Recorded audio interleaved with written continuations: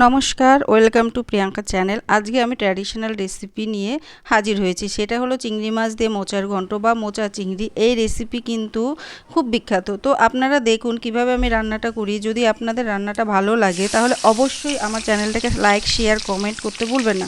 নতুন নতুন রেসিপি পেতে আমার চ্যানেলটাকে প্লিজ সাবস্ক্রাইব করবেন। প্রথমে আমি মোচার ফুলগুলোকে বেছে নিয়ে লবণ ও হলুদ দিয়ে সেদ্ধ করে নিয়েছি। মোচাটাকে হাত দিয়ে একটু চটকে নিয়েছি। গরম সেদ্ধ করাটা কড়াইতে সর্ষের তেল গরম করে গোটা জিরে ফোড়ন দিয়ে ওই তেলে পেঁয়াজ কুচি, টমেটো কুচি, একটু রসুন কুচি দিয়ে হালকা ভেজে নিয়েছি। চটকে রাখা মোচা দিয়ে অল্প নাড়াচাড়া করে তার মধ্যে এক এক করে স্বাদ অনুযায়ী লবণ, হলুদ গুঁড়ো, সামান্য চিনিটা আপনার ইচ্ছে করলে নাও দিতে পারেন, দিয়ে কষিয়ে নেব। হালকা কষানো হলে নুন মাখিয়ে রাখা চিংড়ি মাছগুলো দেব।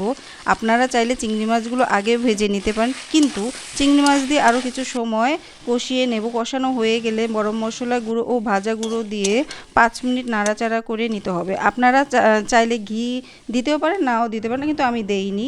মোচা 5 মিনিট পর নামিয়ে গরম গরম ভাতের সাথে পরিবেশন করুন।